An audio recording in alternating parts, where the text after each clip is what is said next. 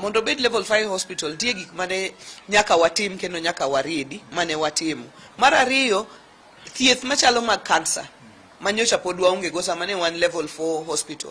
Sani koro waseketo mikakati, wadwaro ni by kochopo giko dwe mar 6 to wachak chiwo chemotherapy e osiptandwa mar referral kae. Mago timore mana nikech koro wan gi level 5 hospital. Nitie specialists kaka oncologists masa moro ok inyal kelo e level 4 hospital, lakini sama koro in gi level 5 sani wasekelo oncologist kendo wasendiko oncologist marito mana mondo National Cancer Institute koriwore gi Aga Khan Hospital mabe wariwore go e wachni mondo otiek cheko gige wagoni gin maber mondo wachak chiwo thieth mar cancer. Mane gima pod ne wadongo chien, to kendo sani kidhi osiptandwa kanyo VOJ iyudo ka wagero hospital magorofa beach ma accident and emergency center, kendo wan gigeno ni kapok higani orumo to hospital accident and emergency center gorofa beach ma wan ge referral hospital sani wan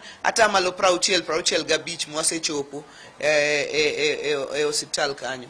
Kama nanya thieth en achiel kuom gik ma bende dongo ahinya ma bende konyo jo piny ahinya mane ma neno ni kamoro sirikal ni kod gima chiegni ahinya.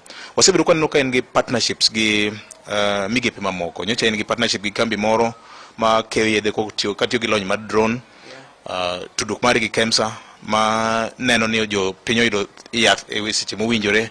Magi te ibedo magi nyocha gin problem maduong' ahinya e Kenya mangima.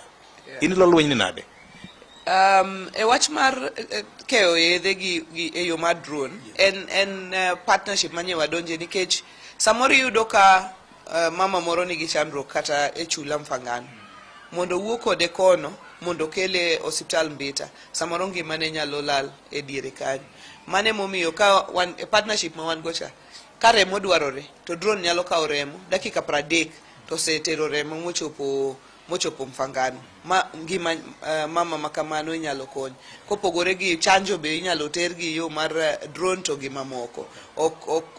Jomoko rero ni koso koro drone ibro ter go yath e hospital Abanda emergency cases to gi kuonde maboyo minyalo ter go. Ber KEMSA riwruokwa gi KEMSA mabe wase sign kata MOU kodgi en ni gin mokwongo yedhe magichiwo gin yedhe mobedo ondike nying sirikal. Nikech iyudo ka achiel kuom challenges mantie ni yath nyalo chopo e hospital to chak lal.